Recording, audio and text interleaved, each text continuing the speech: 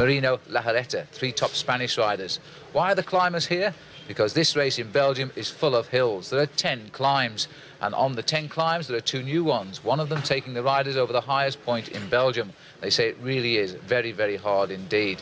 Coming towards the end of the race, there are 2 vicious little brutes called the Côte de la Redoute and the Côte des Forges. And the strong men who come to this point at the head of the pack can expect to lead out towards the finish down here in Liège. The riders themselves always want to do well in this classic because the man who wins it is usually one of the best riders in the world. Eddy Merckx, for example, has won this race on 5 previous occasions. That's why he's one of the great legends of world cycling. We can expect, too, another good performance from the Motorola team after Steve Bauer's fighting performance in Paris-Roubaix, where he finished 4th. Maybe he'll be up in the action, too, or maybe he'll have to give his place to Phil Anderson, the Australian, who has ridden well in this classic before. Other riders are here, too, like Greg LeMond of the United States, who's proved to the world he can win the Tour de France and the World Championship, but everybody still waits for him to win a classic race. This race could be the one. 26 of the world's finest cyclists line up for the start of Liège-Bastogne-Liège. Among them, Stephen Roche, who's had a 2nd and a 3rd in this event, still awaits the win, and this year his form is good. Claude Coquillon, a professional who retires at the end of a 13-year career, has never won this race virtually in his own back garden. Claudio Chiappucci, this year winner of Milan-San Remo, last year's 2nd in the Tour de France. On a cold and chilly day, although the sun is out at the moment, snow is forecast as the field rolls away. The race distance 267 kilometres, and we can now join the action out on the course.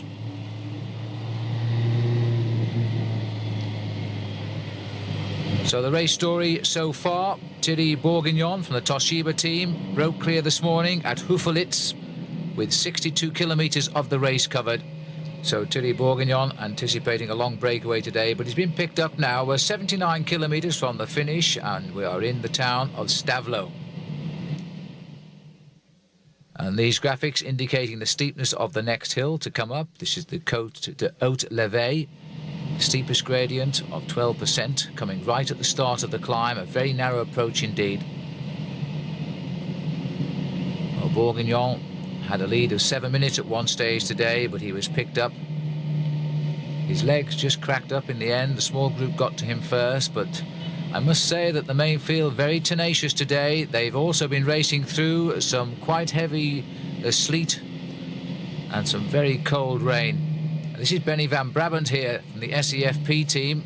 It's a local professional team, and Van Brabant riding very strongly here at the front. This is the climb of the Côte de Haute-Levée. 193 kilometres covered when they go over the top of this climb. It's still the best part of an hour and 3/4 of racing to come.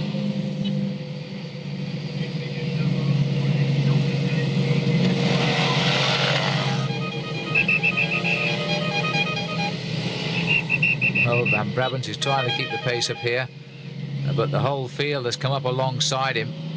And that, on the far left, looks like Claudio Coquillon, who's trying to move to the front. He's been playing an active role, but so far, all of the heads of state in this race have been wandering around the big bunch together. And they're quite content at this stage to let Van Brabant set the pace. No one in the lead now. Everybody has been swept up. There's been a few attacks since the capture of Thierry Bourguignon, among them Maurizio Fondriest, Derek de Wolf, and the champion of the Soviet Union, Dmitry Konyshev. They've all been brought back, and Coquillon's settling in now. After his great 2nd place in Flèche-Wallonne the other day, the Belgians here have come out in force to hope that they will cheer home their national champion. This is the one race that Coquillon has tried but never won. I think his best chance, quite frankly, was when he was away with Stephen Roche back in 1987. And that was the last year that Moreno Argentine won this race. And Stephen Roche and Claudio Coquillon spent so much time towards the end arguing with each other as to who was going to set the pace that Argentine came from absolutely nowhere and beat them both to the line. And look at this strong attack now on the Haute-Levée by Coquillon.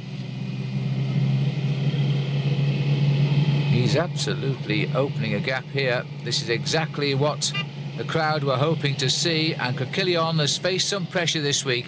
He's been at the headlines of every national paper here in Belgium, and they've all been saying that Claudie will not let us down. We rely on you, Claudie. They call him Crick the Lion. He turned professional back in 1979, and at that stage, I must say, he looked like a future winner of the Tour de France. And that's another thing. When he does retire this year, that'll be one of his sad memories, the fact he's never won a stage in the Tour. But look at this, Moreno Argentin has pedalled up alongside him, and didn't he make it look easy? Argentin winning the Flèche Wallonne for the second time earlier in the week. He's now searching for a fourth victory here in Liège-Bastogne-Liège. World champion in the United States in Colorado Springs back in 1986, Argentin. And Coquillon looks across, doesn't seem too concerned, almost as if he expected to see the Italian alongside him. And now the Italian is continuing what Coquillon has started here as we head up towards the top of the Haute Levée.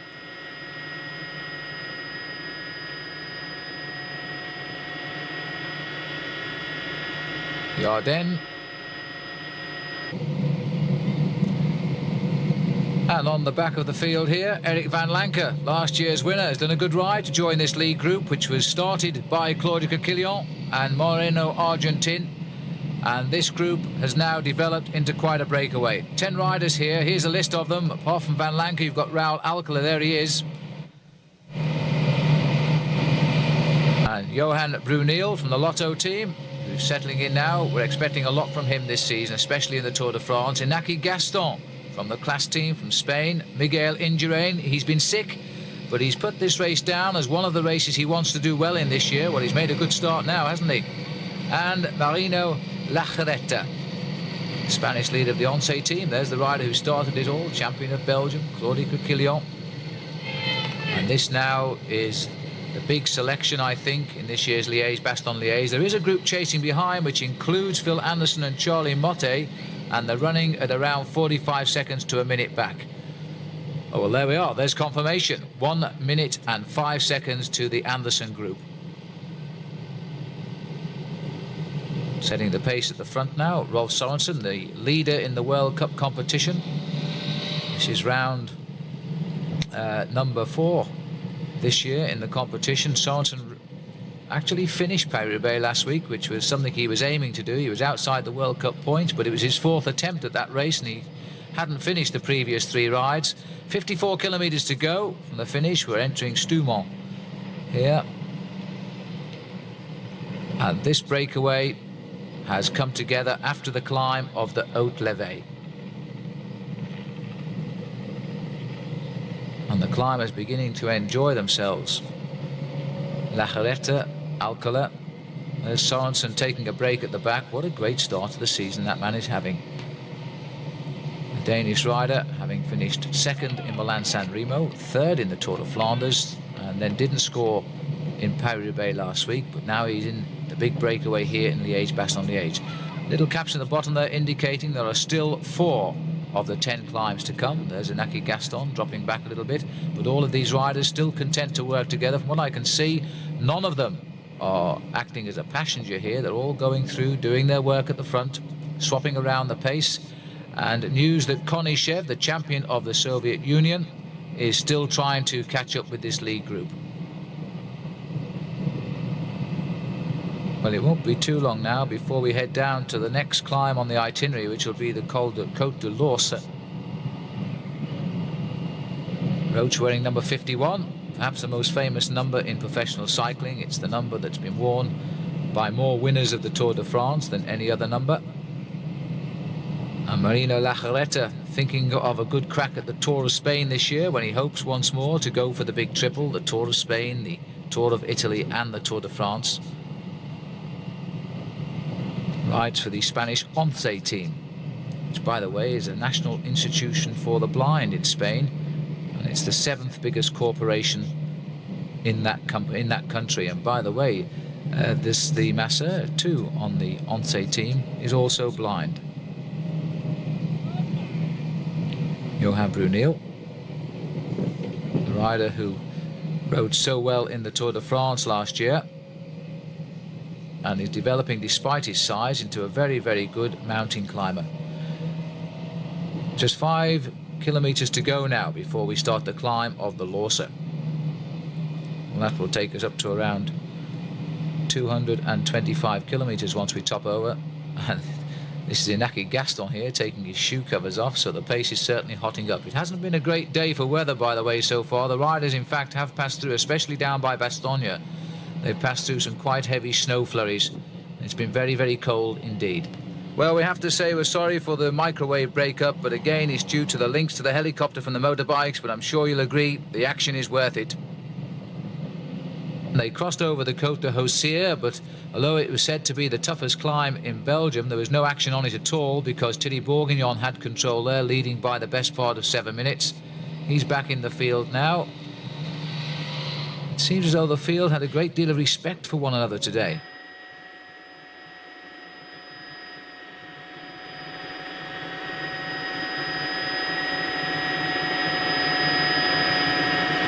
Heading on to the Lorsa now.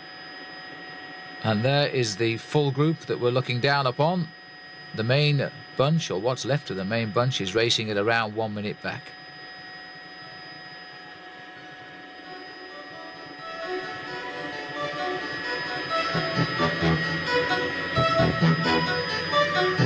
Early spring in the Ardennes. The weather down in this section of Belgium is always beautiful, but you know the weather changes so quickly here in the hills. Cloud formation always affected by the dense forest areas. It is so different from the Flanders section of Belgium. And still that breakaway at 65 seconds. So although our cameras aren't dropping back to show you this chase at the moment, quite clearly it is a good one, because they're not slowing down at all in the chase. And I must say that you've got to look to this group at the front too, who don't seem to be panicking either. They're just keeping on the pressure. They know that this race will finally be decided in the last few climbs to come. Now heading up towards the village of Tognon, 51 kilometers covered to go rather. And isn't it funny in big races how the previous year's winner always seems to put in a very special effort, and that's what Van Lanker's had to do here today. He's on the far side of our picture there, riding behind Stephen Roach. Eric Van Lanker carrying the colours today of Panasonic. He had a great start to the season last year with Eddie Plankett winning the winning the Paris-Roubaix rather, in that millimetre finish from Steve Bauer, and then Van Lanker going on to win this race 1 year ago, and now he's in what appears to me to be the decision again. There's Johan Bruneel, turned professional back in 1987, didn't win a race then, but since then he's had 12 victories as a professional, and last year finished 17th in the Tour de France. Well, Claude Coquillon has made no secret about his desires to win this race, so he set himself up really as the man to knock down. While Paris-Roubaix was on television last week, Claude Coquillon was out for 5 hours on his bike training up by his home. He came back in, he watched the finish of Paris-Roubaix on television, and then he went back out behind the motorbike to continue his training. His preparation has been excellent for these two classics here in Belgium, at what they used to call, in fact, the Ardennes weekend, because they used to be on Saturday and Sunday, Flèche Wallonne and Liège-Bastogne-Liège. Now they're splitting them apart. It's a great shame that the Flèche Wallonne is not part of the World Cup series. It's suffering from the fact it's in Belgium and it's too close to this classic race. But it is equally a noted race, and Crick, who's won that one before, finished second in it the other day, and now is hoping to go one better here.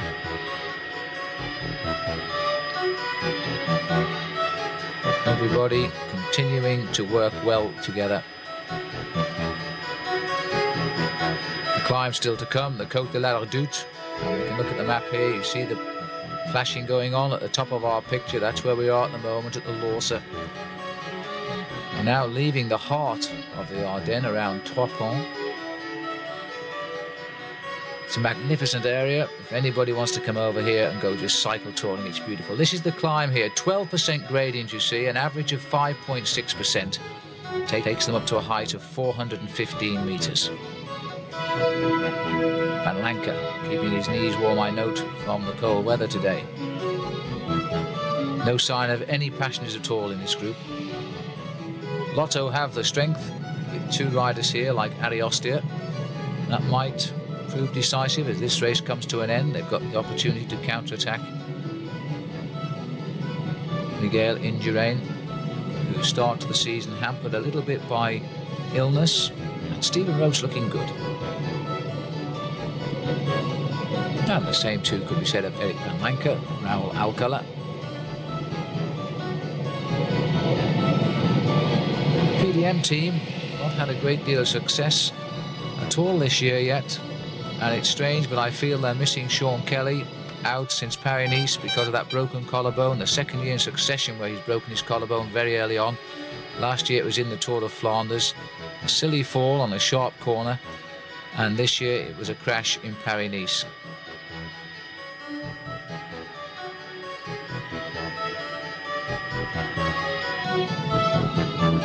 Now let's have a little bit look further down. This is the chase group here. Not surprisingly, it's the RMO riders who are having to do a lot of the work. This is Eric Carretou, former champion. We've got the Brazilian rider here too, trying to do a little bit of work. Mauro Ribeiro on the RMO team. And this is Dufault, a new professional from Switzerland. Well, they're still in with a chance, but they're going to have to close this down very, very quickly. This is the group, in fact, which Phil Anderson is in, but I can't see Phil at a glance here. There's still quite a few powerful riders up in this group. Michel Dernies, I can see, back down in the centre there for the Wyman colours. But the RMO are the big losers at the minute. They haven't got a man in that breakaway, and it's all down to them to chase it down. Some help from Helvetia La Suisse, because they're in the same boat. But the La Suisse team not quite as strong as RMO. And that there are a lot of teammates on the front too who want to keep this race nice and steady. Edwig van Hooijdonk to the right, he's missed the break as well. And number 44 pedalling along here is Rolf Goltz. Well, he's happy to keep it at this pace because his 2 men are right up there. Too many wanted. There's the gap. It's 1 minute to the group we're looking at the moment. 1 minute 35 back to the rest of the field. Time running out as we head down out of the valleys. We'll be on our way towards Remouchon very shortly. A very nice cafe on the corner there if you ever fancy a cup of tea when you're pedalling around the Ardennes. I don't suppose the riders will be stopping though. And a short stretch of cobblestones which will take them up onto the climb of La Redoute.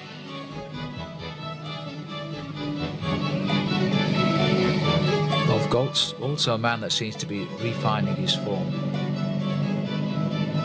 Change of teams for him. Rode with the Buckler team last year, got off to a good start with them too when he finished second in Milan-San Remo, but things have changed after that. He didn't really do well all season, and he fell out with team manager Jan Ross, who left him out of the Tour de France. Now Rolf has joined the Italian team. Ariostia, there he is. And little Charlie Motte trying to keep in touch. Edwig van Hooijdonk wearing the same lucky long trousers which won him the Tour de Flanders the other week, although they weren't quite so lucky in Paris-Roubaix, but he rode well there too. And there's Anderson. So Phil Anderson hoping that this group will bring back that leading group, but there are so many star riders up there, you know. Stephen Hodge riding on the far side, the Australian. That is really a big mistake by this group. The strong men went clear using their strength. There's Maurizio Fondriest. He was extremely active early on. In fact, he countered the original breakaway by Thierry Bourguignon, and he brought Bourguignon to heel, but then fell back to the group and might well have been recovering, in fact, when Claudio Quillion started applying the pressure. Claudio Chiappucci, too, finding his ears a bit cold by the look of it. But Chiappucci now, people were saying he was a lucky man last year in the Tour de France and wasn't an absolute worthy of that second place. But I feel he was. He rode an excellent race. He proved he wasn't going to give up that yellow jersey easily. Greg LeMond really had to race him for it towards the end, although in the end it became something of a formality. But this year, the win in Milan-San Remo, well, that's confirmed him now as a top cyclist. He also won, by the way, his first ever stage race this year. Which sounds strange, doesn't it, when you've just finished second in the Tour de France? He's never actually won a stage race until this season. So his season going well, and they're slowly pulling them back to 38 seconds now. A lot of work being done here. This is Yvon Madio, brother of Mark, who last week won Paris-Roubaix.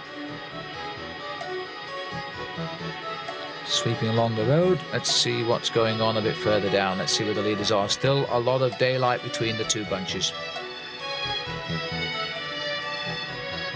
The oldest classic, and the roads are a lot nicer than they must have been in 1894 when Leon Hua was the winner from Belgium.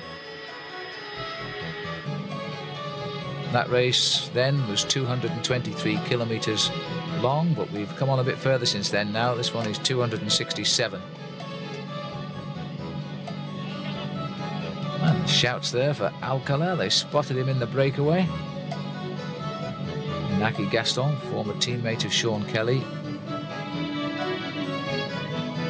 And the grand old man, his hair's as grey as mine is. Marino Laduretta. He rides a bike a bit better.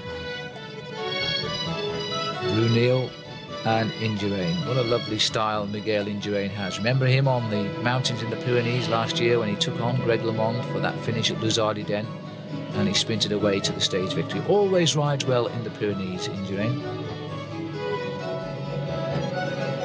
Head to head, Italy and Belgium, and the two riders who fought out Flèche Wallonne.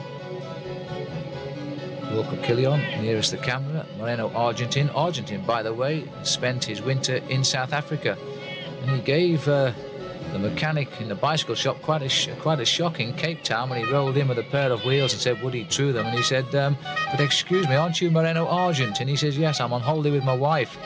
And when the mechanic told the story to the cyclist who came in the next day, nobody would believe him, because Argentin was actually there. They found him though, and they went training with him.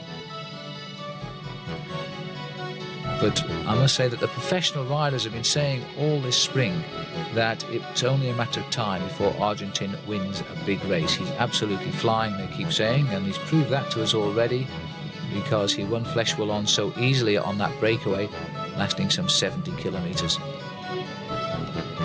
Well, we're almost at the top of the Lorsa. We're back here with the Van Hooijdonk group now, which is still making progress. There's Derek de Wolf, warning of somebody on the inside, and the pace being set all of the time here by Yvon Madio, trying desperately to get Charlie Motte back into the action.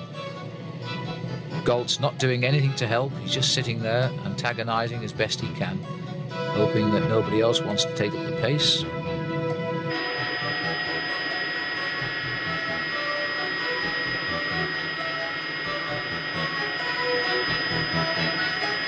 What a lonely race Liège-Bastogne-Liège is. Nobody ever gets the chance to say a few words to one another. You're no sooner over one of these hills. It's coming down, 29 seconds and 1:30 back to the main field. You're no sooner over one hill, you have a short descent, and you're on to the next one. The only consolation is one or two of the real steep ones over the years have been taken out because they're on roads too narrow now for modern day cycling. Because not only do you have to think of the increased field size, 200 starters allowed in races of this quality these days, but there's also the following cars who demand the right to get to their riders, and it's absolutely impossible on some of the roads of yesteryear. The first Liège-Bastogne-Liège, by the way, didn't start in Liège at all. It started in Spa, where the Flèche Wallonne starts from these days. It was Spa-Bastogne-Spa. It seems to have found now a permanent home at Liège. It's been to Liège-Bastogne-Verviers as well in the past. Bit of tree felling going on here. So we're going back up to this lead group. And there's a counter-attack coming from the field. They're feeling that they might well be in touch with the leaders now. Goltz is still hanging on in there in third place, but it's Charlie Motte who's got to the front and wants to try and finish this off and contact the leaders. Dirk de Wolf sitting behind him, then Rolf Goltz. And that's Sammy Morels in fourth place, the other Lotto rider. Sammy Morels had a couple of wins this year already,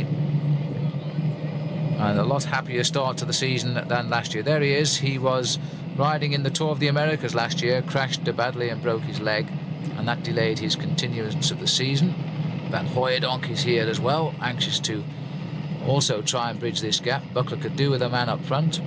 At least the pressure's off a little bit, because Jan Roos was demanding a classic win for the team this year, and he finally got it with the Tour de Flanders win by Van Hooijdonk. And there's the Buckler team bus there. I bet you Van Hooijdonk would like to be inside with the heater on right now too. 24 seconds, it's coming closer. Stephen Hodge, another Australian who settled into the big time. It's only a matter of time now before Stephen Hodge gets a real big victory. He's a very talented rider. And number 18 sitting in the back here is Gerard Rouvy, just off our camera at the moment. New team for Gerard this year, from coming over from the French teams, joining Helvetia La Suisse alongside Paul Cockley. And number 105 here is Laurent Jalabert. We just missed him, but Laurent Jalabert, there he is. He is also, well, everybody seems to agree, he is the best of the new crop of French riders. He can sprint and he can stay. In other words, he can attack on the flat. Let's go back up and have a look at the leading group. Still working away. It's looking a bit as though they might get picked up now, though. Van Lanker is doing a fair share of the work. Coquillon is never far away from the front. Raoul Alcala going through. Lacherette.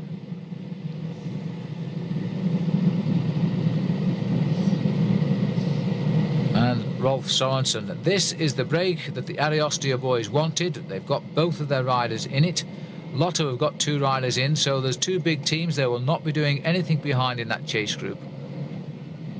And it's a breakaway that came away by the use of sheer force, because once Coquillon had attacked, it was only those who spotted it, could grit their teeth and get across quickly, have made it so far. Because it gained a minute very rapidly indeed. They haven't panicked, but having said that, now we've got a split forming here. We're heading down towards Remouchon. And there's a little split formed. Laduretta having to accelerate to get on the back of the line. Brunel slipping it up a gear now as the pace goes up to over 60 kilometres an hour. And our motorcyclist choosing the wrong line here. The rider's coming right over on him. So we may not get to know. And the gap is opening a little bit, look. 35 seconds now. So they've allowed it to come almost up to them, and somebody has started an attack at the front.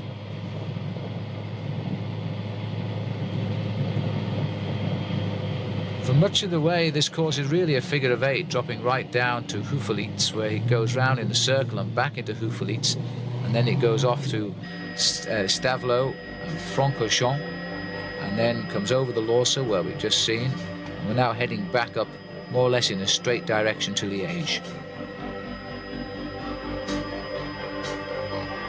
And that breakaway is not as happy as it was. There's a lot of riders now trying to get clear, are anxious to break it up.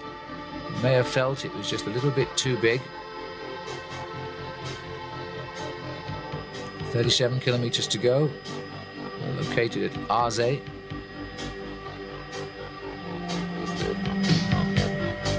But what it has managed to do, whoever put that attack in, has knocked up about 10 seconds in the game. And that might well serve to demoralise the chase behind.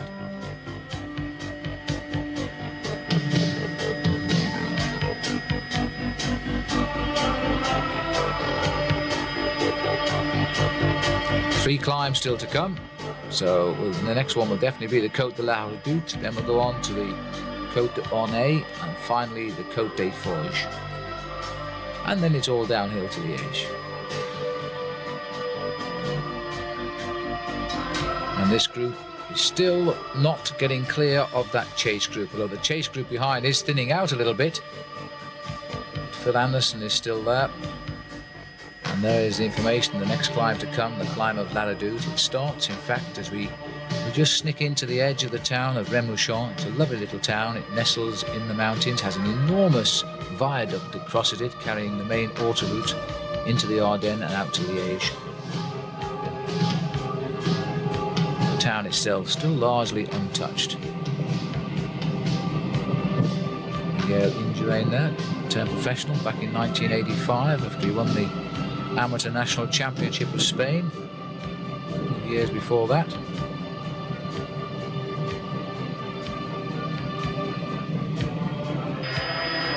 And let's have a look back at the group. There's Charlie Motte, and he must be beginning now to be feeling a little bit frustrated because they're not getting any closer. We're back into Remouchon here, and that, to me, looks like Sorensen has gone clear of the lead group. It's a white jersey. It must be the one worn by the World Cup leader, Rolf Sorensen. So Sorensen has decided he wants to get a good look at La Redoute before anybody else, because there's Indurain looking across and wants some help. There's a reaction coming from the breakaway. Well, this is a perfect tactic now, because he's giving Moreno Argentin the chance to follow behind, and the others are bound to chase him. And that is going to soften them up for the climb of La Redoute. It's a brute of a climb. There's a massive crowd on there, by the way. They say that the motor cars are actually stopping on the autoroute to look across, which obviously is a dangerous practice, but it's not uncommon in Belgium when there's a big classic race going close by. And there's Sorensen. He's sat up and he's watching who did all the work to get him, and it was Claude Quillion who caught him up. He's certainly feeling frisky this season, Rolf Sorensen.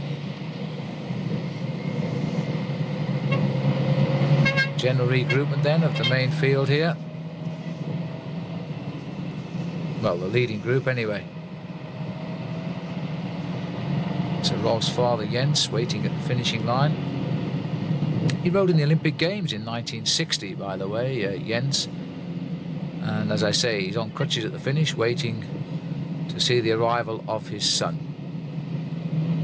There he is. And Sorensen's ambition, it's always been his ambition, is to be the world's #1 rider. Well, this year he's certainly taken a giant stride forward, and there was a hint of it coming last year too, because he won Paris Tours last year and the Sicilian Week.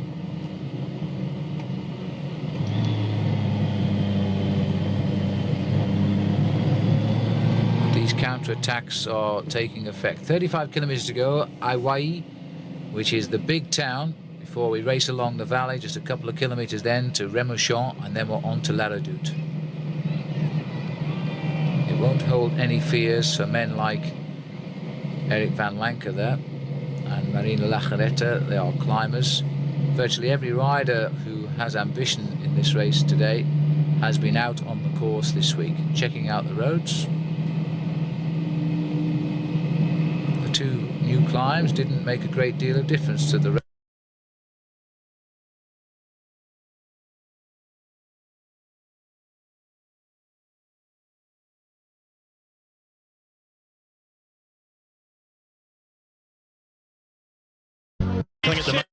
Speaking part of the country, across into the Flemish-speaking part, and two notable monuments of cycling, the Mer de Garamonts through Gerritsbergen and the Vosberg, two of the famous climbs from the Tour of Flanders.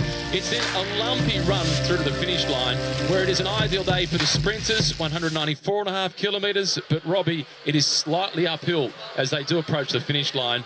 One man who is smiling, though, is the great Eddie Merckx. Well, Eddie Merckx, he's had a smile on his face for about the last 3 days, all the events that have been happening here around the Tour. And Eddie is, of course, the guest of honour at every single one of them. Yesterday with the royal family, King Philip I, along with his wife Matilda. And Eddie Merckx is just walking on air through his Brussels at the moment. He grew up here.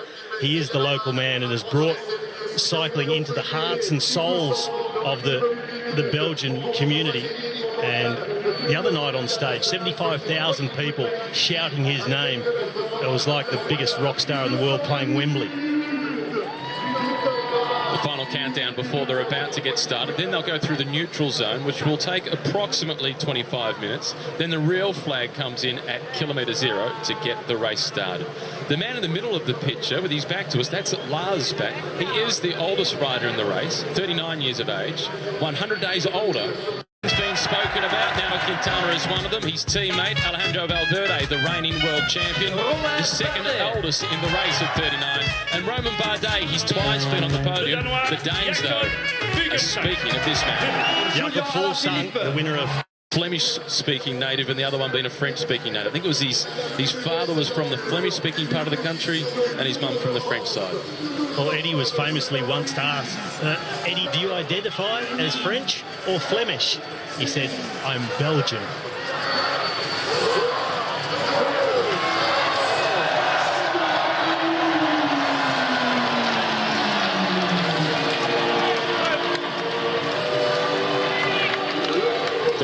has started. At the front of the grid, they've got many of the national champions. 12 of the current national road champions are in the race. Also up at the front, the reigning world champion, Alejandro Valverde, who happens to also be the champion of Spain. The defending champion was also there, Geraint Thomas, and the reigning Olympic Games gold medalist. One of the big hopes for the Belgians in this year's race for stage victories, and perhaps a stint in yellow, Greg van Avermaet. 300 metres before that yellow flag comes in, Robbie, and then the race gets underway officially. The first big battle is who gets into the initial breakaway. And the race for the red number is the most combative. A title overall that was won last year by the Irishman Dan Martin.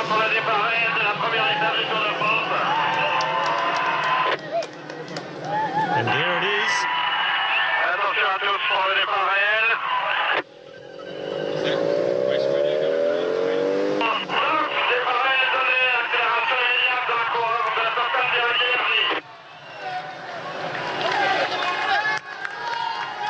The 106th edition of the Tour de France is officially underway. The flag is in Brussels and then back to Brussels. Two key climbs that have featured throughout the history of cycling in the famous Tour of Flanders, the Meurdergettingsbergen and the Bosberg. The first attacker not getting the gap. 176 au départ.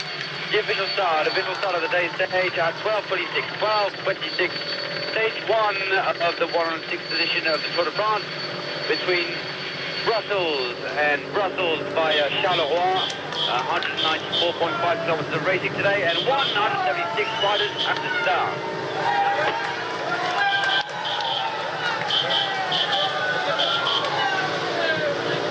A few of the favourites for the stage victory, Groenewegen, Viviani, Caleb Ewan and Peter Sagan. But the race is on to get into the breakaway. In third position, Robbie, it is Greg van Avermaet. Well, that is an interesting one. You see Van Avermaet so active so early. You put these Belgian riders, particularly the Flemish riders, on the Flemish roads, and they just can't help themselves. It's stronger than they are. Maybe the pull of a polka dot jersey, and there's a little gap for this small group. Van Avermaet takes a look and says, this is the moment. Out of the saddle, this is like a sprint. This is a serious move from Greg van Avermaet. Berhan is in second position. He's the Eritrean national champion for the Cofidis team. And Greg van Avermaet, this is extraordinary. Very rarely do you see such a big figure of the sport in the breakaway on the first day of the Tour. And that is giving it everything, Van Avermaet. The others all looking back to assess how that gap is opening up as they leave the centre of Brussels and the European Commission building well behind them now, and the race starting to fall into an early pattern we see so often. But the first stage is always a difficult one. There's a lot of keen guys, and I would have expected a bit more of a fight from some of the Flemish riders in particular, going towards Ninove, Kirasbergen and that first KOM. And I think this is Bakar. It is Montegroup Goubert flicking off from the fronts. Katusha Alpecin also represented in the breakaway, and that's a team that's had a really difficult season. One of the famous football grounds here in Brussels, and the Belgians, since 2002, their national football team has gone through the roof. They had a big restructure in the way that they do the national football development, and they sent out an edict to all the junior coaches that your objective is to have kids fall in love with the game. And if they fall in love with the game, then they'll just want to play. They won't be going to training. They'll be going to play with their mates. And it's worked. It's worked really well. What's also worked really well is that acceleration by Greg van Avermaet. One rider in the background trying to bridge across. These four have opened up a handy gap very, very quickly. And that tends to switch off the peloton. Not many riders will be game to try and ride across to a four-man move like this. Not one with that sort of horsepower. Oh, in fact, it wasn't Bakart. It's Sandro Muriset, the Belgian rider from Montegroup Goubert. One of 33 first-timers in the Tour de France this year. And also in the move for the Katusha Alpecin team, it was Mads Wirtz that managed to get himself into the move, along with Berhan. And with the peloton, they look like they're in close-down mode. Yeah, they certainly are, across the road, gutter to gutter, and this is exactly what the sprinters teams would have wanted. A small group getting away. This is very controllable for the teams who want to bring everything back together for a bunch sprint here in Laken, where the Royal Palace is here in Brussels. Van Avermaet here on the back, 111. And I've got to admit, I am surprised to see him going on the attack. When there's opportunities ahead, like Monday into Epinal, it's certainly a finish that suits Greg Van Avermaet. It shows the real change in this team, CCC. That's the team that for the past almost 10 years we've known as BMC. The team where Kid Evans won the Tour de France back in 2011. And for the last few years, Richie Porte has been their big focus to try and win the Tour overall. No longer a Richie Porte that team. He's across at Trek Segafredo. Huge reduction in their budget as well. So it's a team that Van Avermaet has spoken about is they can race with more freedom and hunt for stages. Not only can, they must. They don't have a sprinter. They don't have a GC rider. So it's a team full of opportunists, and they've got to try and take every opportunity. Well, last year, that team, as BMC, they did win the team time trial. And as a result of that, Van Avermaet spent 8 days in the leader's jersey. Back of the peloton, Robbie, number 215, one of your old rivals, one of the war horses of the peloton, Andre Greifel. Yeah, riding alongside Niels Pollitt from Katusha, another German rider. And Andre Greifel, well, he'll be really hoping for quite a turnaround in his form. Just hasn't been on this season at all. Can he win? Can he win here in the Tour this year? I'm going to say no. Is it coming down to he's just simply aging and slowing down a little bit, or the lack of the lead-out train that he'll have at one of the smaller French teams, RKS Samson? I think a combination of both. I think, you know, a year older, just not quite with that punch that he had from 2008 through 2016, maybe. He went 12 Grand Tours in a row, winning a stage. Yeah, he's been quite incredible. And I always maintain that as an elite athlete, whatever the sport, I think the window of being at your absolute best is 8 years. You might have a couple of years pretty good on the way up and a couple of years pretty good on the way down. For the absolute peak, 8. He's been through that 8. He's had a couple of years just coming off the ball, still winning races. I think now he's just beyond being able to win at the Tour de France. Slightly past that window. Good sign for the breakaway. It's nature break time. I've got to say, nonetheless, I'd love to see him win a stage. Yeah. He's a great guy. He's been a fantastic rider and ambassador for the sport. And I would like to see him win a stage. Number 65, Mikel Landa from Movistar, in the blue colours on the left. He's like a box of chocolates. You never know what you're going to get with Landa. Yeah, almost, in a way, you sort of can know what you're going to get. At some stage, he will attack his teammates. At the rear is the Eritrean national champion, Natne Burhan, back with the French team. He spent a couple of seasons across the team we know as Dimension Data. Prior to that, he rode with the Europcar team, now known as Total, formerly Direct Energy.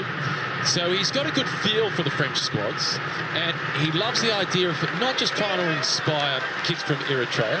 He wants to inspire all of Africa to race a bike. He's going about it the right way.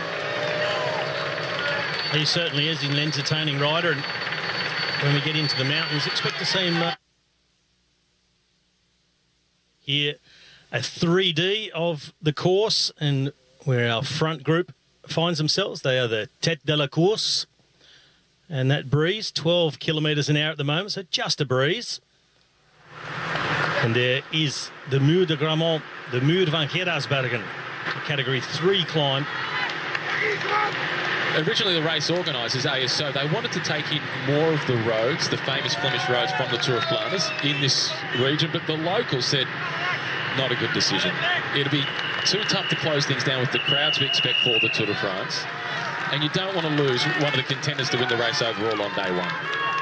The right decision was made. It would have been on equal footing with a Roubaix stage. Oh, no, that was fantastic. And they did, they did that last year, so they said, we don't do that 2 years in a row. Don't count it out for the future. Yeah. Last year was as exciting as that stage was. The race lost Richie Porte and Rigoberto Urán. Two guys that would have been great animators of the race in the mountains. But gee, I enjoyed the stage. It was a fantastic stage to watch. And an incredible winner in John Degenkolb. such an emotional win for him, coming back from those injuries he suffered in that training incident where the team was hit by a car, and it took him a long time 3 to come years back. And that was really the peak. He'd really got himself back where he was before. It was a huge moment for him. Of course, the tears were flowing. And significantly, he's a teammate this year of Richie Port, but not selected for the tour. So the team very much focusing on Richie, leaving their sprinter at home. Luke Durbridge squeezing his way forward. He's a man of these roads. He loves the Tour of Flanders Paris-Roubaix. He's got a job today to look after the Yates twins. Well, there we see the choppers of the VIPs. Nice way to watch the tour. Pretty good gig to get. Stop in a field, have a champagne. Watch the race go by, jump back in, go to another spot, sit down, have a picnic lunch. There'll be no champagne today. Beer, fritz and mussels. The pace is really picking up within this peloton. You can see the movement going around the outside. The break has moved out, though, Robbie, now to more than 4 minutes as they approach the town of Gettysburg. Well, they're coming in. They've just crossed over the railway line, over the bridge, and we see that so often in the Tour of Flanders, sprinting up the bridge, and now make their way down the Grote Straat, down towards the lowest point where they cross the River Dender. And just look at the crowds through Gettysburg here.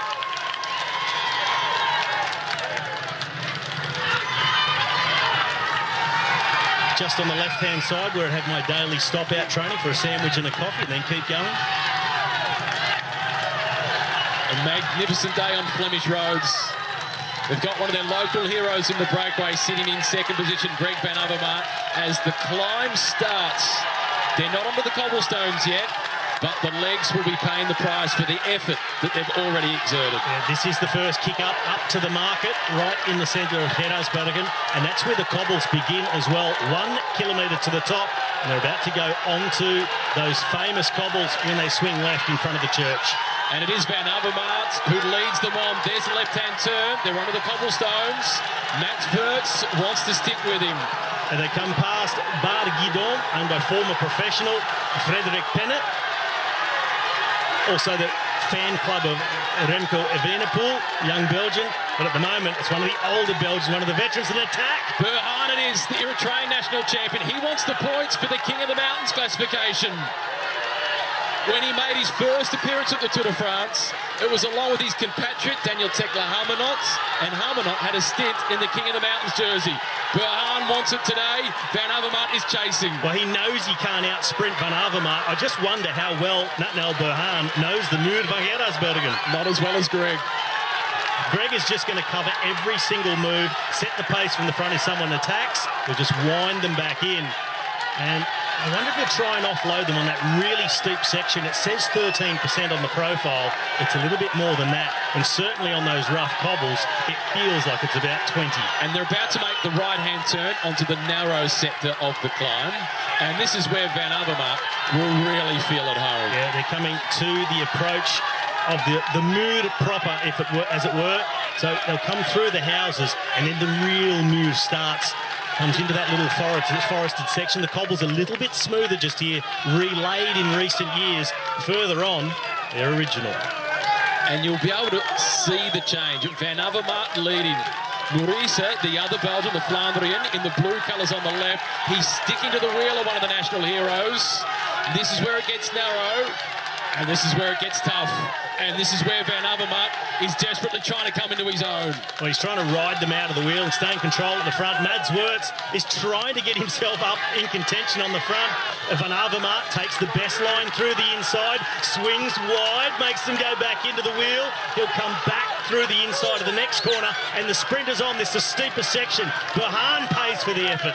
Burhan, if it was on a high mountain pass, he'd be the best of the climbers. But this is not a high mountain pass. This is one for the Belgian specialist, and it's the Olympic champion, Van Avermaet, leading, and this is the race for the polka dot jersey. He's almost there. Maurice is challenging. Van Avermaet with one last kick. Van Avermaet collects the points. He's got polka dots. And the drop of the head from Maurice, he did everything he could.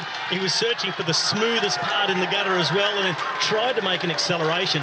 But whenever other riders tried that, Van Avermaet always held them on the hip, got them on the outside of the turn. Really intelligent. Look at the change, though, in the advantage for the breakaway. Because of the increase of the intensity back in the peloton, the gap has quickly gone from 4 minutes down to 2:13. Yeah, well, that's that big acceleration, fighting for position. Bora Hansgrohe at the front with the left, led by Marcus Burkhardt. They're protecting quick step. They're protecting Emmanuel Buchmann. He's racing for the general classification. Because Peter Sagan, he can take care of himself. Yeah, Sagan's always there, of course. So they're bringing up both Sagan and Buchmann. And along with Ineos, we're there on the right of screen with all their team looking after Thomas and Bernal. And once they get themselves to the front, they're happy to close it down. They just wanted to get into this position with their 2 leaders well protected. Just be in control. Dylan van Baarle is the rider in the red and black colours on the right-hand side of the screen, who is a specialist for this region. Well, this will be the slowest that Dylan van Baarle's ridden up the Muur van Gerardsbergen in a long time, the classic specialist. But you saw in the front, Greg van Avermaet, that was a big effort, bottom to top, chasing Bernal, and then also holding off Murisa, who did a great job. And you can see how disappointed he was. He wasn't able to grab those points. So we got the expected result. Yeah. It was a great battle. It was. This is now Casper Asgreen. He sits at the front, the blue colours. Marco Haller at the back with the big K on his jersey from the Katusha Alpecin team. Started his season down under this year with a victory in the Lexus of Blackburn at Bay Cycling Crits. He's just pushed on. He certainly only is focused on the points. And he thinks, well, if I can just have to look at one rider, I think I can have him covered. Murisa has made a little acceleration on the left, just to do a turn, though. So Van Avermaet would be very pleased with taking the maximum points on the Category 3. Only 1 point available at the top of the Bosberg. And I'm looking forward to seeing what Greg Van Avermaet does over the top of the Bosberg. As your thoughts earlier on, that perhaps he just secures the King of the Mountains and then waits for the peloton. They're under the cobblestones, they're on the Bosberg. Well, this really, really hurts when you've already done the Muur, especially at the pace that these guys did it. This was traditionally the final climb of the Tour of Flanders. The scene of guys like Edward van Hooydonk sprinting bottom to top and going solo to win the Tour of Flanders. Whenever I see the word Bosberg or this climb, I think of Edward van Hooydonk. And his nickname, Eddie Bosberg. The winner of the Tour of Flanders in 89 and 91. Van Avermaet on the front, a little bit out of the saddle, check over the shoulder. You can see the top right where the car is just going through. So it's not a long climb, dead ahead. Look at how hard Wirtz and Bahan are working, trying to get back with Van Avermaet as they're sprinting for the top of the climb, and Morica has got himself in front. Van Avermaet is battling, and it'll be 1 point, so there'll be 2 points apiece, equal at the top of the leaderboard for the King of the Mountains classification. Van Avermaet will get it on a countback, having won at the top of the Cat 3, which is a superior climb. Even so, I'm surprised to see it go the way of Murisa, but he's done a fantastic ride. I don't think Van Avermaet could do better than he did there. Put so much energy into the first one. He didn't let him win. No, he certainly didn't. He won in his own right. Well, come over the top of the Bosberg and now heading towards Kalmarden. And we'll see if this break comes back together and what Greg Van Avermaet decides to do. Our peloton completely strung out as they're still on the downhill section. What does the peloton do? Because leading into the climb, it was the teams protecting riders that are racing for the final yellow jersey. Now surely it goes back to the teams of the sprinters. They'd be content with 240. They don't need to close it down any more than that. No, they'd be very happy with that. Just go back to the front with riders from Lotto Soudal, from De Koning Quickstep. They're the ones who have the pressure on, being the Belgian teams. Van Avermaet has set up. You were right, Robbie. Van Avermaet has set up. This is Sandro Morica. There's Van Avermaet in the distance. He's been caught by Wirtz and staying in the wheel, though, a moment. Will he work with them? What does he do next? This is fascinating. This is a big decision to make when you look at what's coming over the next few days. Team's time trial tomorrow, the stage to Epernay, which is a chance for Greg Van Avermaet. He's done what was needed today. I also don't like to say it, I don't want to be negative, but there's no point staying out in front. You think the break has zero chance of surviving? 0,00. There'll be occasions where the break does make it, but you don't think today is one of those days. You've made that pretty clear. Le Château de la Berlière.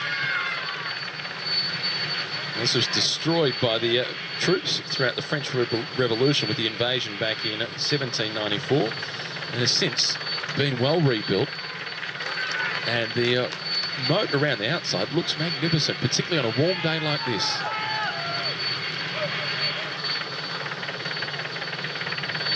Would you dare to jump off the top balcony? No. Maybe the first one, knowing full well just how deep it is. But don't Probably jump about in at 3 foot. Yeah, well then no, I wouldn't. Simon Yates, number 108, he's a wild card in this year's race. He had a disappointing Giro. He's here, in inverted commas, to support his brother, which he will do. But if he doesn't lose time in the first week, he's a threat. Yeah, he will be a threat, but he is Van Avermaet now, and that is what I had expected. So with the breakout at 3 minutes, Van Avermaet has thrown out the anchor. So that's enough. I'll get myself onto the podium this afternoon. I'll be in polka dots tomorrow, and that's enough energy spent. So he's only been out there for 50 kilometres. So if it was a rider of lesser stature than Greg Van Avermaet that did that, I imagine he'd probably be criticised by not respecting the breakaway. But because it's Greg Van Avermaet, he's got the track record that he does, he'll actually be praised for riding so smartly. There's rules for some and rules for others. Well, just a matter of getting position and then keeping the pace high to keep their guys safe. Bookman is in a good position. And I just spotted Greg Van Avermaet right back towards the front of the bunch again. He did the job early, forced the break, got the points, will wear the polka dots. 55. And at 55 kilometres an hour, well, he's up there again on the cobbles, right where he should be, where he loves it. It is strung out. This is serious pressure. Small gaps opening up. Huge presence of the Bora Hansgrohe team. That was Marcus Burkhardt, the one who created the gap. He led his team onto the cobbles, did all that hard work. Now he's dropping back through and little gaps opening up. There's a number of riders with live onboard cameras. This is near the back of the peloton. We're on with Kevin Van Malsen from the Wanty Group Gobert team. That's Nicolas Ede that we're looking at. He's a former winner of the King of the Mounts classification at the Volta a España. He won't enjoy this at all. The man behind him would have been Tom Scoins because he's been there so often throughout the day, just sitting relaxed. Rider off to the right, bunny hop over the hole. Trying to find the smoothest way, but it does hold risks. A mechanical problem. And this is Viviani. This is one of the favourites for the stage. De Koning Quickstep, they've been amongst the chasers for anybody in the peloton with splits opening in front of them. This is their favourite puncher of the day. No panic from Viviani. Got the drink bottle. Okay. Another bike. Disc wheels, swap bikes, not the wheel. Yep. That's exactly what you spoke about 10 minutes ago. This is Daniel Oss now at the front for the Bora Hansgrohe team as they've exited the cobblestone sector. And that's significant. They've exited the cobbled sector, but look at the pressure still being applied by Daniel Oss. There were little splits. And the rider from FDJ in the red, white and blue colours, the first of them is the big Frencho, Thibaut Pinot, Robbie, riding near the front. Think back a few years ago when the race went over the cobbles and the man who was being dropped, swapping bikes, swearing, having a tantrum and losing a massive amount of time was Thibaut Pinot. That's a good sign already for his tour, even though it's a short section. It's an attitude sign. It is. It's an attitude sign. It's a good one. Berhan, Murasey and Wirtz, they've been off the front since kilometre 0 effectively. They're about to be reeled back in. It's now down to 14 seconds. And it looks like we're going to be sprinting for maximum points. Indeed, we're 4 kilometres away from the intermediate sprint at this point. Just 3.5 kilometres. It's 69.5. So 3.5 kilometres from that intermediate sprint. And look at the splits in the peloton. The fact that Elio Viviani has had a puncher, for these guys that are in the third group, it's good news for them because De Koning Quickstep, they'll be back supporting Viviani as opposed to driving at the front of the race. If Viviani was in that front group, then life would be really tough for anybody caught in this third peloton. Well, there will be a bit of panic back here. Any GC riders caught in Group 2 and 3 will be panicking a little bit now. Lots of the blue jerseys, the De Koning Quickstep in the third group, waiting for Viviani. Now, you know that after the sprint, generally they'll sit up, things will regroup. But is there someone, is there a team that's made that front split who will decide to push on and see if they can do some damage? He's not the only one to have a problem. 1-2-6. This is Alexander Christoph, and Jasper Philipsen, the young Belgian, one of his key lead-out men, is with him as well. So, mechanical troubles for a number of riders across that cobbled section. The race split into 3 big groups. Day 1 of the Tour de France, and it hasn't taken long for a little bit of drama. But I do think this will come back once we get to the sprint and through it. And Group 2 has now ridden across to Group 1 and made a much bigger gap in between. Our breakaway of 3 still off the front, attacking each other now, Mads Woods. He wants the prize as the most combative on the day to get a small stint on the podium. There's the intermediate sprint, 3 kilometres, 20 for first place, 17, 15 for the minor positions, down to 1 point for 15th. And it's all that's left now for these riders out there. Van Avermaet has taken the polka dot jersey.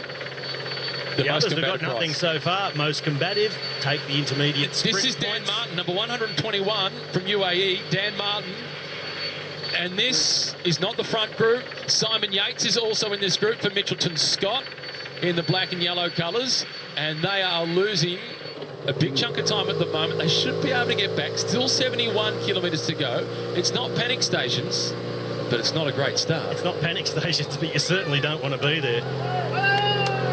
And these riders are still a chance of staying in front for the sprint. I do believe once the lead out for that sprint winds up, they'll chew up the road in between them and overtake these 3 riders. And now the impetus has also gone out of this group. Mads Woods made the attack. Oh, Burhan, careful, a little look over the shoulder at the wrong moment, nearly clipped the wheel. And now the chase, this second major peloton on the road. All the blue colours at the front of the Koenig Quick-Step. The teammates for Elia Viviani as they go wide around that traffic island. That's good news for Dan Martin. That's his opportunity to rejoin the front of the race. Well, they're going to come back pretty quickly now. They're still just outside a kilometre before that intermediate sprint for the green jersey points. And this Quick-Step, De Koenig Quick-Step driven second group, they're going to cross this gap. It's going to be the riders out of this group taking the points. Still Daniel Oss at the front. Vincenzo Nibali is in this group. Adam Yates is in this group with Matteo Trentin, the man in white. Michael Matthews, Sonny Colbrelli, Egan Bernal and Geraint Thomas are also here. So too is Wilco Kelderman for Sunweb. Miguel Schad from CCC. He swings off, gives the flick of the elbow. It's Bora who take over again. Our screen saying 1.5 from Le Bonvillers. That's where the intermediate sprint is. Our ticker in the top left is telling us 700 metres. A few Movistar jerseys in this second group. Max Schachmann, the German champion from Bora Hansgrohe, also in this group. This is the front of the race. Daniel Oss. Well, when you can't see his hair from front on, you know it's going quick. That's true. Under the kilometre to go for the green jersey points. This is the first of the battles for the green jersey. But whoever wins the stage will be the rider with the outright lead in the battle for the points classification, and also the yellow jersey. But Peter Sagan is on target for a record 7th green jersey. The red colours lining up as well for Sunweb. Will Michael Matthews get himself involved? He has one green in the past. So Mike Matthews is on the right. He's 2 positions further back behind Peter Sagan. Sagan now in 4th wheel. Colbrelli coming up on the left-hand side from Bahrain Merida, trying to take that position as well. Matthews now finds himself on the wheel of Peter Sagan. Matteo Trentin on the left going as well. Matthews doesn't look too interested. It is Colbrelli leading out, Peter Sagan, then followed by Greg Van Avermaet. Michael Matthews conservative, Sagan maximum points, Colbrelli, Van Avermaet the minor placings, Michael Matthews in 4th, and here comes the chase from the Koenig Quick-Step in blue. Well, Van Avermaet keeps chasing seconds as well. He's got himself the polka dot jersey, but putting that sprint in, 1 second for Greg Van Avermaet. He's most definitely ahead of all his teammates on GC. Which we spoke about earlier in terms of the team time trial tomorrow and potentially getting that leader's jersey. Sagan first, Colbrelli second, Van Avermaet again racing from the shoulders up intelligently in 3rd. And Michael Matthews, also intelligently, no expenditure of energy and takes fourth. Trentin, much the same. He got himself up there, then just followed through in fifth, didn't do a sprint. 20 points for Peter Sagan, 17 for Sonny Colbrelli, 15 for Greg Van Avermaet, 13 points for Michael Matthews. This is Luke Rowe on the right from Ineos. This is a gaggle of riders from the Cofidis team. And this is the group containing Dan Martin.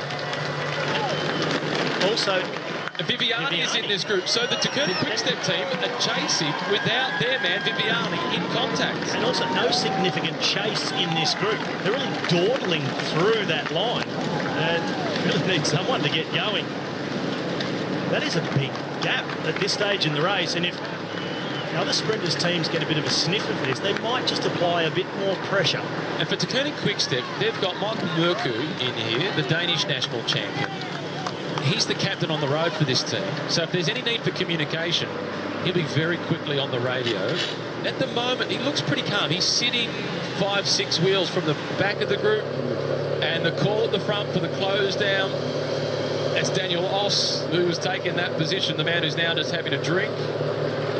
And that's relief for Dan Martin. Yeah, well, that's a big let-off for that group that we've just been talking about, been left behind. Nobody pushing the pace now, riding in a slight tailwind. Yeah, they have been let off the hook. So they should just quite easily pedal their way back to this. You never know, unless there's another big acceleration. Whatever the case, if you're sitting in that back group, you'd be pretty nervous.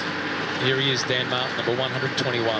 Last year he won the prize as the most combative in the Tour. And the gap at 119, they'll close it. But that was a dangerous amount of time to be behind. Yeah, well, you look at how fast these guys are travelling now.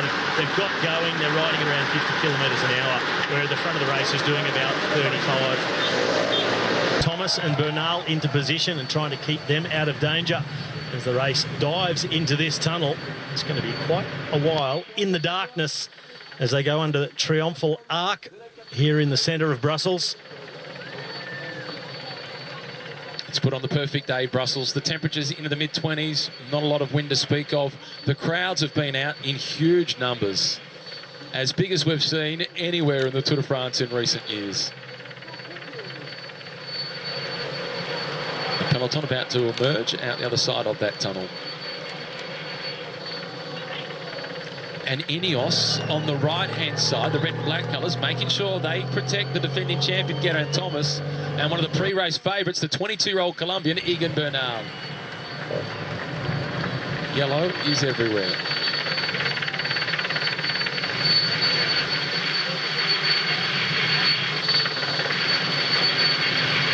There's the European Commission building.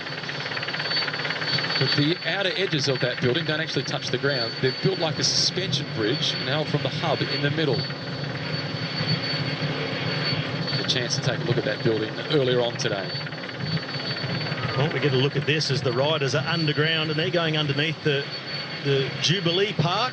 And it's also not just the 50th anniversary of Eddie Merckx's first win in the Tour de France, the 50th anniversary of that park. They just went underneath through the Madou Tunnel, and now the battle hots up for the sprinters, getting them into position with 6.5 kilometres to go left of screen. Team Ineos with the general classification riders, and the rest, it's all about the fast men.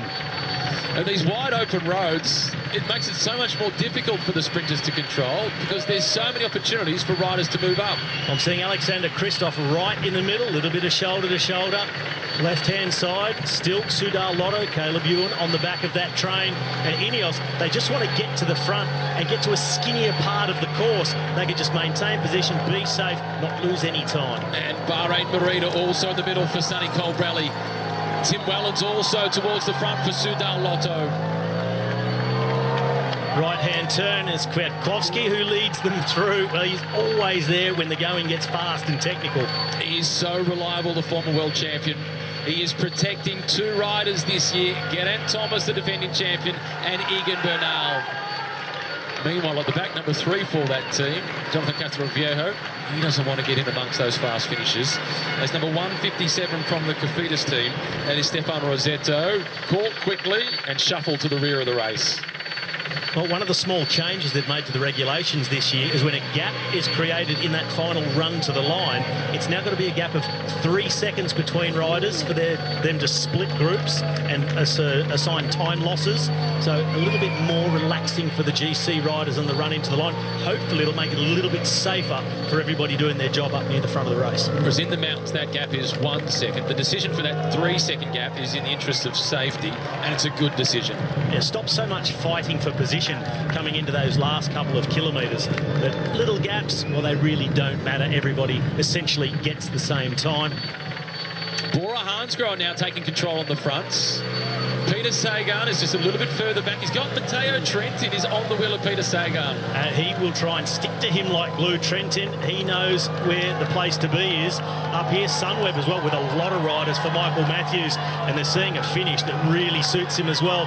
And I noticed Andre Greipel, he was bumping and grinding, getting his big body back up towards the front. And moving all over the road, it's Postelberger on the front, Burkhardt and Oss. It's then Sunweb lining up. Sagan is improving his position. The battle is on for positions. Just a few more twists and turns to come. Well, Sagan now in fourth wheel with 4.1 kilometres to go. That's a long way out to have just 3 riders in front of you. But he wants to get through all these turns. So that was that really fast downhill section to 4K to go. Along this stretch, another left-hander, right-hander, and then it's pretty much just a curving slightly road all the way up to the finish line. This is your training partner from a few days ago, Tish Bunut, coming to the front for Soudal Lotto. Luke Rowe in the black and red colours with the yellow glasses for Ineos, protecting Geraint Thomas. And Katusha through. Well, they'll be riding for Rick Zabel, Marco Haller, and also Jens de Buscheret. So de Buscheret, he's the designated sprinter from Katusha, unless he's not feeling as well as he hopes. Then it's for Rick Zabel or Haller to take over. It's Dowsett who is at the front. The British national time trial champion. He's a good man to be leading the charge. Sagan using his bulk to just maintain position. Back of the race, the Movistar colours. This is Carlos Verona. Quite a relaxed running. Nicky Terpstra just in front of him. So they're just going to take it easy, roll in.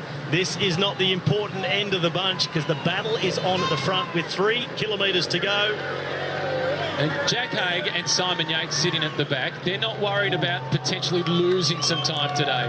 Dowsett at the front, followed by Marco Haller, and then Jens de Buscheret has got himself in a 3rd position, the former Belgium national champion. Sitting in a good spot at the moment, still a long way to go. Through 3 kilometres, flat roads now, up through the kilometre, and then it starts to kick. That was Luke Rowe that was just being distanced from Ineos. His job is done. Peter Sagan, for the first time in team kit, as opposed to national champion or world champion jersey, is just floating right in his own line through the peloton. And you see them sweeping across the road. Look at the blue jersey. That's Yves Lampard looking for his teammates, waiting for their moment. Quick-Step, De Koenig Quick-Step never come too soon. They just try and group together, wait for the moment, then go, and they're starting to loom. And that's the goatee being worn by Julien Alaphilippe, followed by Michael Morku. It's then Max Richesi with Viviani in 4th. There's a few caught a little bit further back, so slightly unorganised for De Koenig Quick-Step at the moment, but they're in a good position. Morku in 2nd, Richesi, Viviani, and a lot of riders will now start to fight for that wheel. Daniel Oss moves up once again for the Bora Hansgrohe team. 2 kilometres remaining. Matteo Trentin in the white colours on the right-hand side, the European champion. He's in with a chance. One of the riders from Wanty Group, Goubert, also getting up and getting a piece of the action. Just past Viviani, then tries to drop back in and find a spot. The pushing and shoving is underway. Lotto Soudal having done all the work for so long. They've been washed away a little. And Ossa just moved back up and trying to slot himself into that De Koenig Quick-Step wheel.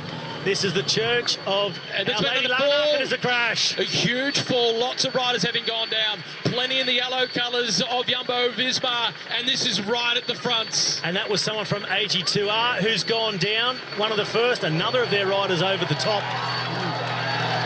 Meanwhile, it's Yves Lampard who was on the front for De Koenig Quick-Step, followed by Michael Morku. And that is Dylan Groenewegen who's at the bottom of the deck. That's the sprinter they've been chasing for all day. And the first on the scene is George Bennett. Well, that's disaster for Jumbo-Visma. Caleb Ewan was boxed in, had to go again, couldn't make it. Photo finish, Sagan Turnison.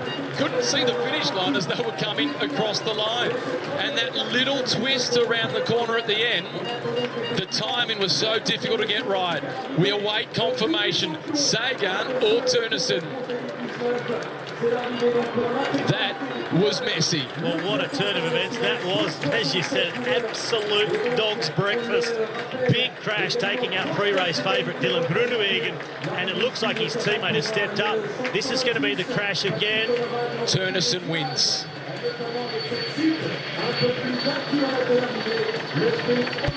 So they just braked right in front of him. Someone hit his handlebars and just sent him upside down. And Turnison was right in front, looked over the shoulder. Okay, he's down, let's go. Great reaction from Mike Turnison, and I think he wins. Talk about the understudy stepping up. And I think he has. We're going to see it now from the overhead. Colbrelli on the left, Matthews starting to fade in the right, Sagan through the middle. Caleb Ewan, he wants to go through. There's nowhere to go. He needed an opening, hesitated, brake, rub wheels. Turnison comes on the left, and he's getting over the top. It's Turnison. By the narrowest of margins, but he swaps yellow and black for pure yellow, and that's pure gold. The throw on the line. Or, yep, Turnison. Well, the lead-out man has beaten all the sprinters. What looked to be absolute disaster for Jumbo-Visma has turned into a yellow jersey on the shoulders of another Dutchman, Mike Turnison. He's been in fantastic form this season. He won stages in the overall in the 4 days of Dunkirk. He's been in great form throughout June, and he won the ZLM Tour as well. Peter Sagan second for the 22nd time on a stage of the Tour de France. He has won 11. This is the Grand Place, back where it all started. This is where the stage got underway, where the team presentation was on Thursday, and the Hotel de Ville in the heart of Brussels.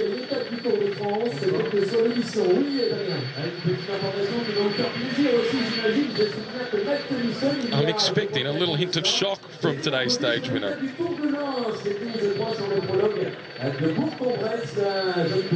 A lot to like about that win, though, for Mike Turnison. 26-year-old who's been with this team for a fair while. He started out with the development team for the Jumbo-Visma squad.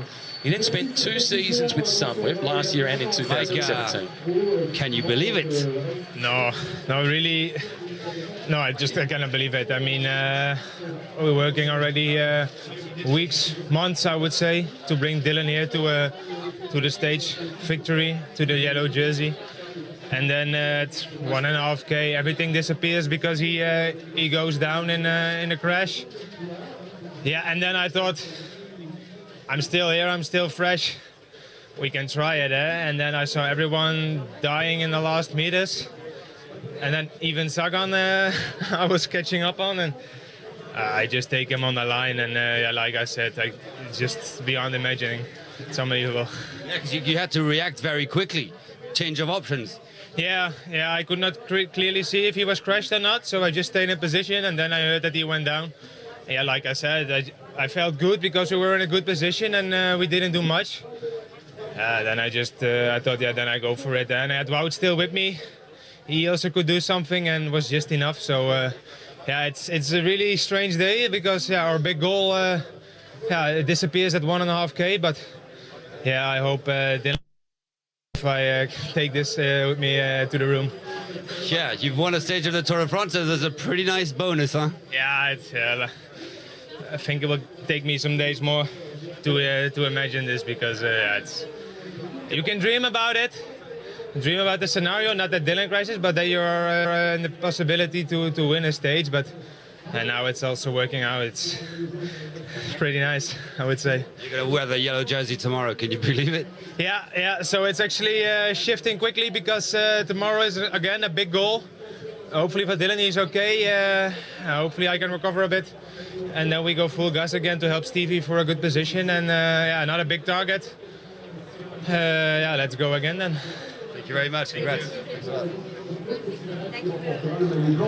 Fabulous interview with the man that will wear the yellow jersey, not the mannequin piss that's got the yellow jersey on at the moment, but it will be Mike Turnison, the 26-year-old Dutchman who takes yellow. A huge surprise for him as well. He is a long way back. He's the second of the riders from the Jumbo-Visma team. He's sitting behind Caleb Bjorn at this point, behind Alexander Kristoff. Calmly works his way up through the group. He never got himself boxed in. He always kept that door open on the left, giving himself options. The lead-out men were stepping out of the way. Then he's up alongside his teammate at this point. And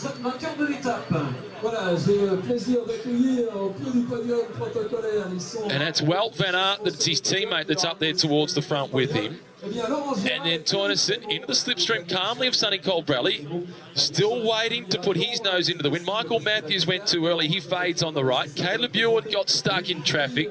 Peter Sagan just ran out of steam. And Mike Turnison was the best on day one. Jersey holder Mike Turnison, he's made one mistake today, Robbie.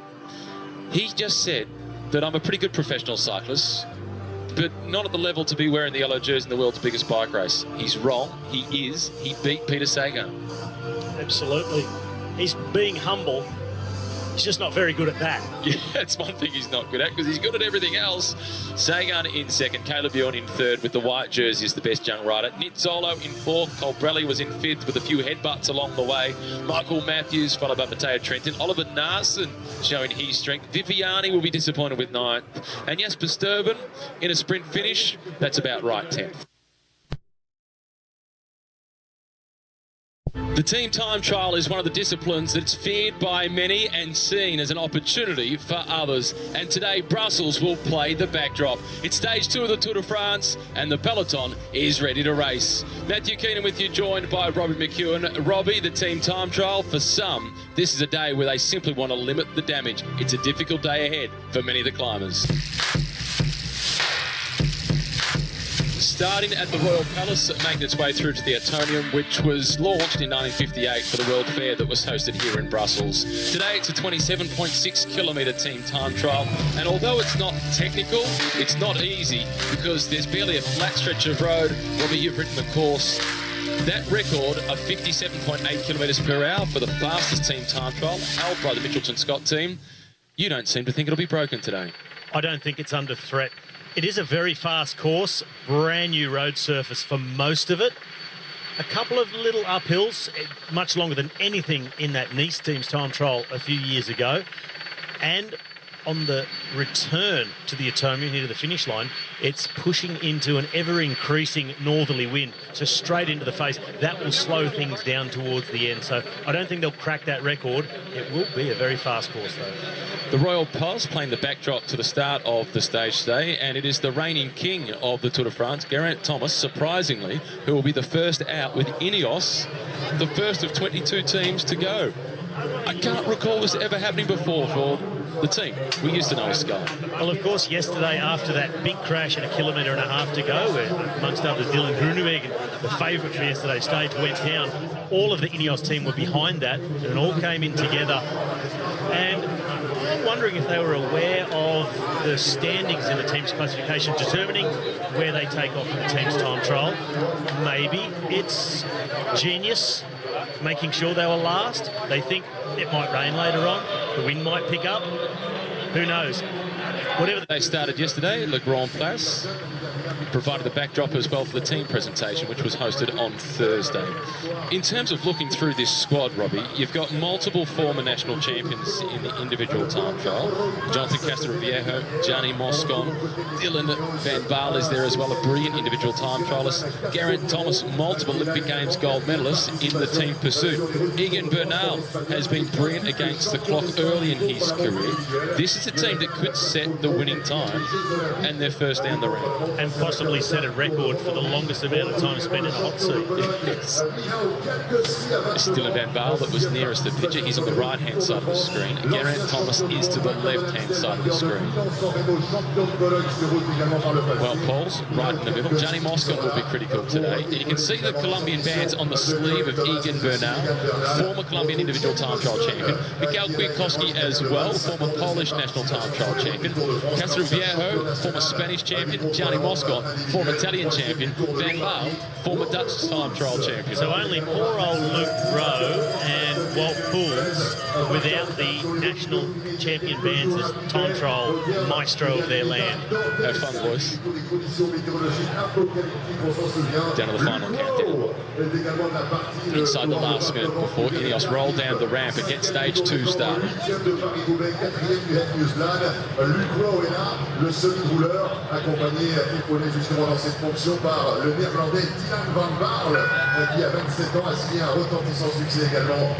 Final nervous moments before they get started.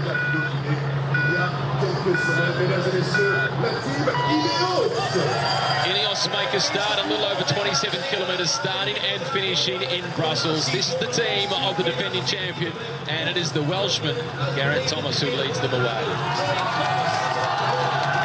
So experienced in this discipline, particularly with the multiple Olympic Games gold medals that he's won in the team pursuit on the velodrome. That is the event that Bradley Wiggins has said is the most stressful of all the events that he has done, because it's an intense effort and you've got others relying on you and you don't want to let any of your teammates down. Just gingerly through the first corner, with everybody get into their rhythm. No big risks these first couple of corners. Then the road opens up.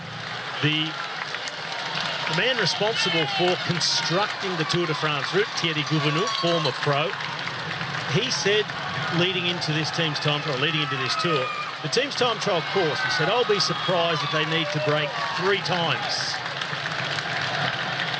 Well, I know definitely after about 4 kilometres as they come out of the long tunnel under the Jubilee Park, there's quite a tight right-hander that'll be braking there. There's also one after the time check at midway, after about 12 kilometres or so. It's a downhill off-camber right-hander, and the organisation has already put hay bales there as well, so they're backing that you'll need to brake coming into that one too. They'll already be up to speeds of more than 60 kilometres per hour at this point. And as they duck down through this tunnel, number 2, who's sitting at the back of the group, that is Egan Bernal. Small climber, Colombian, you would expect perhaps the individual time trial and the team time trial to really hurt him.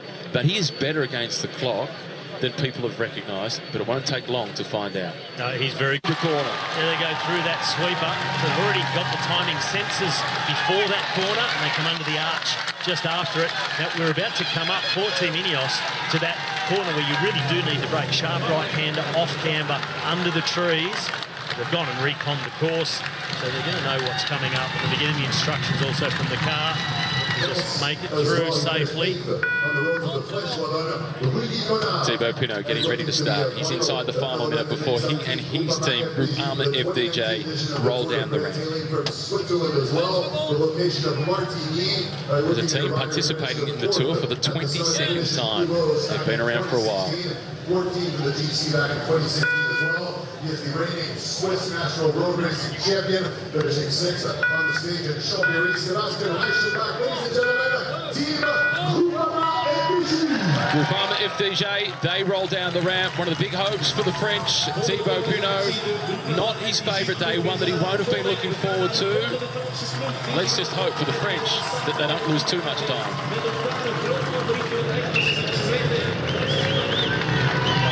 I think everything's going to be really pretty close still after this team's time trial. And I think to lose more than a minute to the winners, you'd have to have a shot.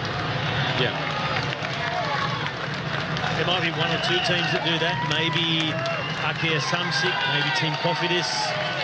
More the wildcard teams I'd expect to lose that sort of time.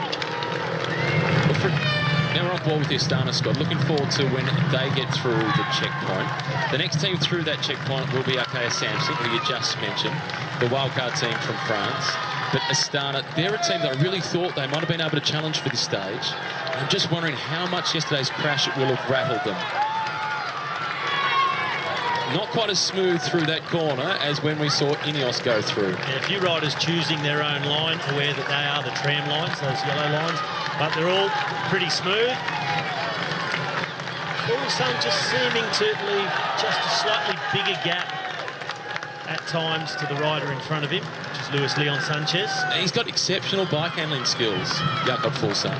He's a former under-23 world mountain bike champion, and that almost at Liège-Bastogne-Liège. I was thinking immediately, that moment in Liège-Bastogne-Liège, going solo, just 5 kilometres to go or so, and the back wheel, well, actually both wheels, double wheel slide went away from him, and he held it up. A little bit like Egan Bernal in the time trial in the Tour de Suisse. It was a mix of skill, reaction, and a good dose of luck as well, that it didn't completely let go. Well, like I said on the day, and probably same goes for Bernal, I think the Nicks would have gone straight in the bin after that day, never used again. Astana now approaching the first of the intermediate checkpoints. The time of Ineos slips by, but not by a lot by the looks of it. This is after just 13.2 kilometres. It's a handful of seconds that they're conceding. In fact, that clock a little bit further down the road than I thought. 14 seconds after just 13 kilometres. That's reasonable. That might double by the end of the stage. A second a kilometre for Astana lost to Ineos would be acceptable for them as a team, I would imagine. Of course, they want to finish close. They'd love to even beat them, but that is within the realms of what they should be expecting. That was Nairo Quintana closest to the camera from the Movistar team. He's been second in the Tour twice, including on debut in 2013. He's also finished in third place. He's won the Tours of Italy and Spain, aiming to become the first Colombian to win the big one.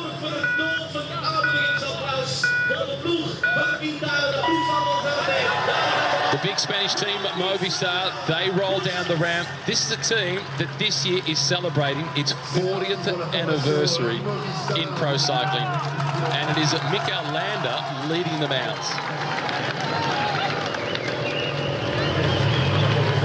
They've had a fantastic season. They took out the overall honours at the Giro d'Italia with the Ecuadorian Richard Carapaz, the first rider from Ecuador to win a Grand Tour. And for many, that was really unexpected. If you look back a year, he was fourth on GC the year before. This is Wout Poels, the Dutchman. You spoke about him at the start amongst all those former national and individual time trial champions as the rider on that team that would be the most anxious, and you were right. And this is one of the toughest parts of the course. This is the final uphill, and this is a really, really nasty drag into a headwind, and it's quite a climb up through the 3 kilometre mark. And get to the top and then dive down through a couple of corners that brings them through the final kilometre. But this is difficult. It's not a real surprise to see Poels getting tailed off now. And you can see in the body language, it's looking more like a slog. This is a slow-mo of Geraint Thomas. It doesn't look like a slog for G. He's always so smooth, so controlled. Not even on the time trial bars, him and also Luke Rowe. So towards the back, they managed to sit up, hold onto the outside bars, open that chest cavity, the rib cage, get some air in. You see it's not all smooth sailing as Bernal goes BMX style. But you see the low speed. Moscon on the way back, number 5. You see the struggle, it's real. Before that is Mikhail Kwiatkowski sitting at the back of the group. And at the front of the group with his head buried, that is Dylan van Baal, the powerful Dutchman. Last 150 metres.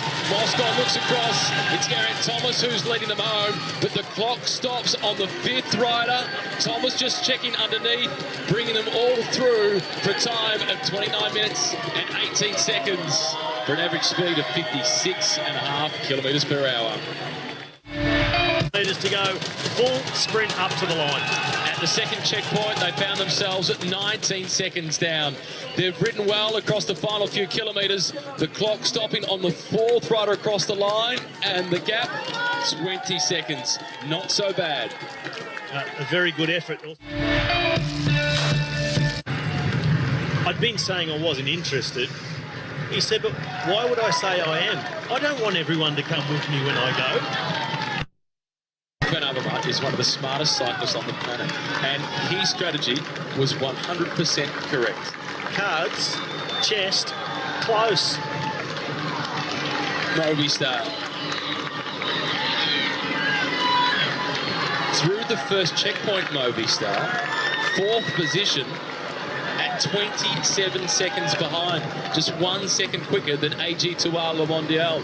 That is a disappointing surprise for the Spanish outfit. Struggling somewhat at the moment. Narrow Quintana coming down to the back, number 61. And the team of Romain Bardet, AG2R Le Mondial, they've gone through the 2nd checkpoint at 40 seconds behind. So they are rapidly approaching the finish line. Perhaps for them, not rapidly enough. And Groupama FDJ, they went through the first checkpoint at 8 seconds. They've gone through the 2nd checkpoint, Robbie, at 7 seconds behind. So they've increased the tempo. That is, so far, the performance of the day. Groupama FDJ is not a team renowned for a really strong performance in this discipline. They are riding out of their skin suits. Yeah. Well, let's hope not literally, but yes, they're Here they a fantastic ride, FDJ. So, well, we've got to admit, we talked them down a little bit before the start, but on the back of the strength of a guy like Stefan Kung and Thibaut Pinot is a good time trialist himself, the rest of the team has also really lifted to put in a fantastic effort. And one of the others also having to sit up, Richie Port. Trek Segafredo ready to start. Richie Port, their big hope. Ladies and gentlemen of Brussels, Richie Port. Trek Segafredo, they roll down the ramp at Richie Port. His hopes of the Tour de France this year are improved by that mountain stage on stage 6 to perhaps settle things down a little bit sooner. Jasper Stuyven leads them away. This is a solid team in this discipline. It is a solid team, and the man you just spoke about, Jasper Stuyven, the Belgian, in very, very good form and an absolute powerhouse. The team's time trial is basically what he's born to do. He's build the power, the speed he can generate. A fantastic classics rider, good at going solo as well. So Richie Port will be very happy with the likes of Jasper Stuyven doing some big turns. Yesterday, involved in the fall that included Jakob Poulsen, was one of the riders from Trek Segafredo. The Dutchman couldn't accord. He chipped his tooth. He went back to the team hotel. He had dinner, he had his massage, and he went to a dentist at 9:30. He's got his smile back. Well, it's great that he's been able to have it fixed because he's one of the smiliest riders in the whole peloton. Vive le Tour, Leve Eddy Merckx. So Leve is the Flemish word for long live. Quickest at the first checkpoint, 3rd quickest at the next one. A team that used to be known as BMC, and they've won this discipline in the past. They'll be slipping just outside the time of Ineos, but still challenging Groupama FDJ for 2nd. Paddy Bevan, the Kiwi, leading them through the corners and not making any mistakes. Clean through the chicane for CCC. It's Bevan followed by Simon Geschke. The King of the Mountains jersey, Greg Van Avermaet. He's the 4th man. That's where the clock will stop. It's a good time for CCC, but not quick enough to take the stage, nor yellow. 10 seconds off the pace. They slot into 2nd. 56.2 kilometres an hour average. Just slightly down at the time check. At 8 seconds. He gave away 2 more seconds the second half of the course. A good 2nd place at the moment for CCC. There's Michael Matthews. The Sunweb team now make a start. In the lead up to the Tour, they thought they'd all be here riding for Tom Dumoulin and his hopes to challenge for the general classification. They're still hoping for a good result overall, but now it's another Dutchman. It's Wilco Kelderman. Here comes Katusha Elperson to the first checkpoint, and they have caused the surprise of the day. 56.9 kilometres per hour, almost 4 seconds to the better of Ineos. Hold on to your hat, Robbie. Katusha, they're flying. Well, that'll make Jens de Buscher feel a little bit better, the man who was dropped after 6 minutes of racing. And that is an incredibly fast start by Katusha. The question, of course, is can they hold on to that and bring it home on this tough second part of the course? A couple more uphills and into the headwind.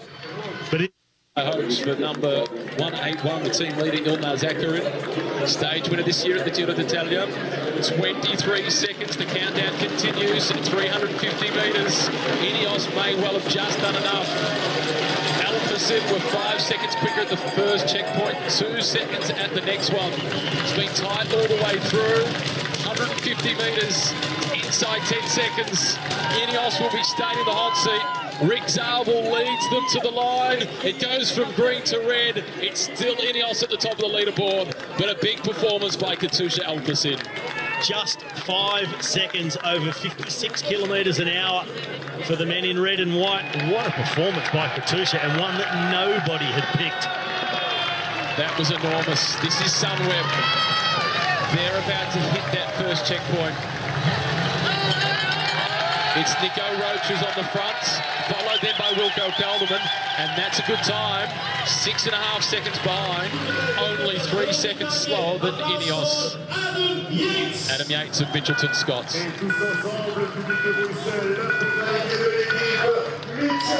For the Mitchelton Scott team, this is a discipline they pride themselves on.